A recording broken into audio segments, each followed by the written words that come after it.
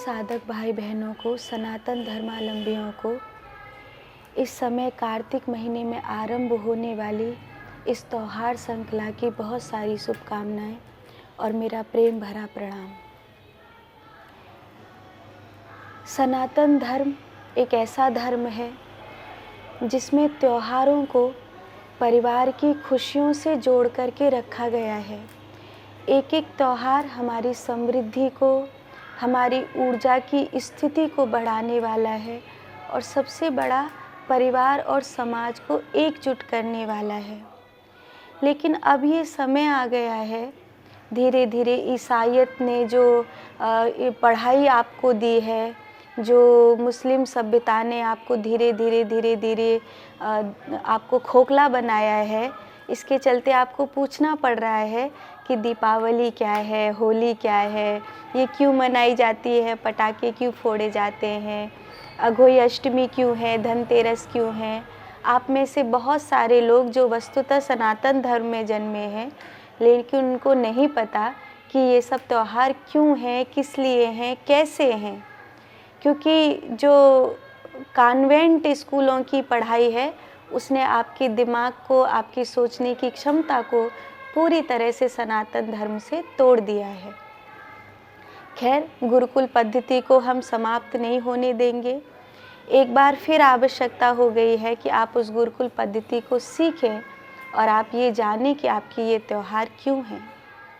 इस समय 2020 ये जो समय है, ये कोविड-19 की वजह से पूरी दुनिया को अस्त व्यस्त करने वाला समय है। हमारा भारत देश अछूता नहीं रहा है और अगर आर्थिक स्थिति से देखा जाए तो हम लोग करीब 20-25 वर्ष पीछे जा चुके हैं। हम में से बहुत सारे लोग ऐसे हैं जो सामान्य जीवन को जीते थे और वो आज अपनी ज़िंदगी में बहुत चीज़ों के लिए मोहताज हो चुके हैं, क्योंकि एक ऐसे लॉकडाउन ने घेरा, एक ऐसी स्थिति ने घेरा कि अगर घर में नहीं बैठते तो जान से हाथ धो देते और घर में बैठ गए तो उस स्थिति में आ गए हैं कि अब भविष्य क्या खाएं और कैसे करें समझ में नहीं आता। विद्या से लेकर हर चीज़ खतरे में है। इस समय हमें सबसे ज़्यादा ज़रूरत है परमात्मा की मदद की और सबसे ज़्यादा ज़रूरत है हमें आत्मिक ऊर्जा की। पूरा देश, हर एक व्यक्ति इस समय कह रहा है अपनी इम्यूनिटी को इतना बढ़ाओ ताकि आप कोरोना को हरा सको। लेकिन फिज़िकल इम्यूनिटी को बढ़ाने के लिए आप कुछ खा सकते हैं, आप कुछ पहन सकते हैं, आप अपनी जीवन शैली को बदल सकते हैं, लेकिन आपकी उस इम्यूनिटी का क्या जो आपकी मानसिक शक्ति को, आपकी आत्मिक शक्ति को बढ़ाती है। तो उस स्थिति में जब तक कि आपकी आत्मा बलवान नहीं होती, आपको कोई भी हरा देगा। हमारे पास कुछ बल होते हैं, जैसे शरीर का बल, धन बल, मनोबल, आत्मबल और परमात्मा की कृपा का बल। अगर हम इन चीज़ों को समझेंगे कि शरीर का बल तो कोरोना ने हरा दिया, धन बल वो भी लॉकडाउन की वजह से खतरे में पड़ गया, अब बचा है मनोबल। मनोबल को कितने दिन तक खींचोगे? उसके लिए आवश्यकता पड़ेगी आत्मबल की। आत्मबल और उस आत्मबल को बनाए रखने के लिए आवश्यकता पड़ेगी परमात्मा की कृपा के बल की। तो जब आप ये त्यौहार आरंभ करेंगे, अब करवा चौथ से लेकर त्योहारों का जो क्रम है वो आरंभ हो चुका है, तो अब जब आप त्यौहार आरंभ करोगे तो चूँकि मैं एक साधु हूँ तो आपसे यही प्रार्थना करूँगी, हाथ जोड़कर निवेदन करूँगी कि इन त्योहारों को भौतिक दृष्टि के आधार पर मनाते मनाते आध्यात्मिक रूप से इन त्योहारों को मनाएंगे। ये त्यौहार क्यों हैं, कैसे हैं, इनके अगर वास्तविक डिटेल में जाओगे तो फिर आपको गुरुकुल पद्धति पर कुछ चीज़ें सीखनी पड़ेंगी। और मैं कोशिश करती हूँ, वैसे तो मैंने राधा रानी से कहा था कि कोई जगह ऐसी मेरे पास हो जिसमें बहुत सारे बच्चों को, बहुत सारी माताओं को गुरुकुल पद्धति से सिखा सकूं, पर अभी जब तक ऐसा नहीं होता स्थान मेरे पास कि वहाँ मैं आपको बुलाकर आपको कुछ समय का प्रशिक्षण दे सकूं, तब तक के लिए आपको विज्ञान के माध्यम से ही इस यूट्यूब, फेसबुक आदि जो भी विज्ञान का माध्यम है जिससे हम आप तक पहुंच सकते हैं, उसके माध्यम से ही आपको कुछ ऐसी चीज़ें जो आपके सनातन धर्म को, आपकी राष्ट्रीयता को बढ़ाए, मैं कोशिश करूँगी। आज हम बात करते हैं अहोई अष्टमी की। अहोई अष्टमी एक बहुत प्यारा त्यौहार है। किसी महिला ने मिट्टी खोदते समय सेही के बच्चों पर अपनी खुरपी चला दी थी अनजाने में, तो वो सेही के जो बच्चे थे वो मर गए और बाद में उस महिला ने प्रायश्चित किया।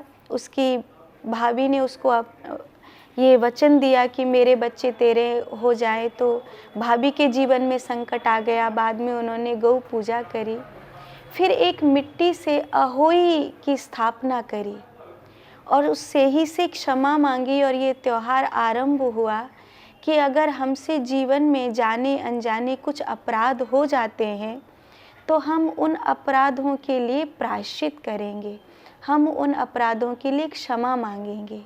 चूँकि ये जो अपराध था वो किसी की संतान को लेकर था, तो आज तक कहते हैं कि रसोई में काम करते समय, और चूँकि महिलाएं हैं तो परिवार में बहुत सारा काम रहता है, झाड़ू लगाने से लेकर रसोई की हर चीज़ और घर को सजावट से लेकर उनको बाहर, हमसे न जाने कितनी जीव जंतुओं की छोटे मोटे हत्या होती ही रह जाती है।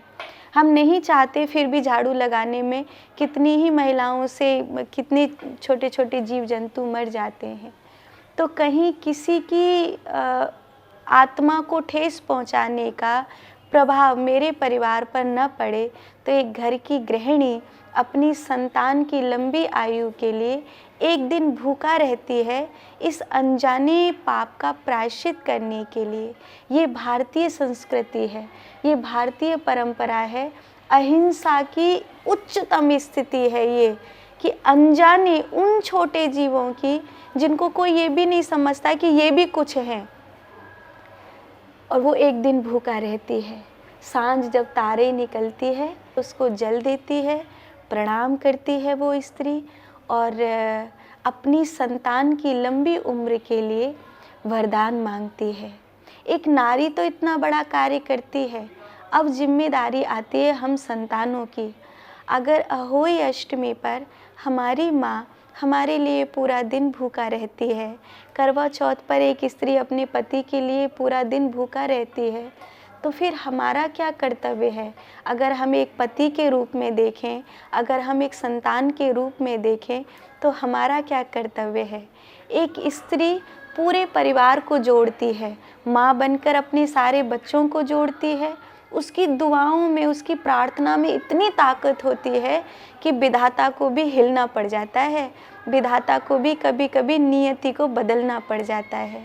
तो हम संतान होकर ऐसे माता पिता को कभी दुख नहीं दे, ऐसी माँ की आँख में कभी आंसू नहीं आने दे जिसने हमारे लिए पूरा दिन भूखा रहकर उनसे प्रार्थना करी कि मेरे बच्चों की लंबी उम्र देना। उस माँ को हम सदा कष्ट मुक्त रखेंगे। उस माँ की खुशी के लिए हमसे जो बन पड़ सकता है हम वो करेंगे। जो माएँ व्रत करती, हमारे ब्रज में तो राधा कुंड स्नान का बहुत बड़ा महत्व है। जिन दंपतियों के संतान नहीं होती, हमारे ब्रज में कहते हैं कि गोवर्धन जी की परिक्रमा करो और राधा कुंड स्नान करो तो राधा रानी उन दंपति की झोली अवश्य भरती है।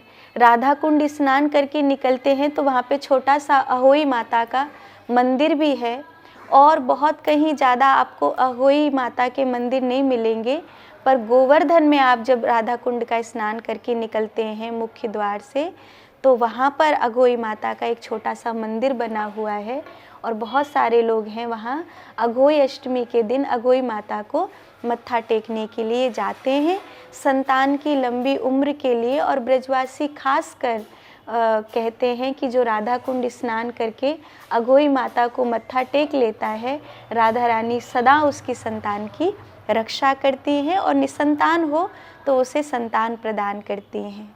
संतान का भी एक बहुत बड़ा महत्व है कि संतान भी हो पर ऐसी हो जो राष्ट्र को बढ़ाने वाली हो, जो धर्म को बढ़ाने वाली हो, जो परिवार के संस्कारों पर चलने वाली हो। वरना भीड़ तो ढेर सारी है, भीड़ नहीं बढ़ानी है, बल्कि इस समय तो सरकार से कहना है जनसंख्या नियंत्रण कानून लेकर के आओ, वो ज़्यादा ज़रूरी है। तो संतान हो पर भीड़ बढ़ाने वाली नहीं हो, संतान हो ऐसी हो जो इस प्रकृति को सदा सदा के लिए खुशियाँ देने वाली हो, सदा सदा के लिए धर्म और राष्ट्र का उत्थान करने और सोचने वाली हो। दयालु स्वभाव हो। जो अघोई माता की मूर्ति बनती है, वैसे तो माताएं कलश का, पानी के लोटा का स्थापन करती हैं सुबह सुबह। अघोई माता मिट्टी की बना के चुनरी उड़ाती हैं, बहुत सुंदर। पर कुछ माताएं चांदी की अघोई माता की भी पूजा करती हैं, वो भी विधान है। दूध और चावल का भोग लगाया जाता है। तो बहुत सारी माताएं ये व्रत करेंगी। तो जो संतान इस समय मेरी बात सुन रहे हैं, उनसे मैं कहूँ, आप बेटा हैं या बेटी हैं, अपनी माता को सदा प्रसन्न रखने का प्रयास करो।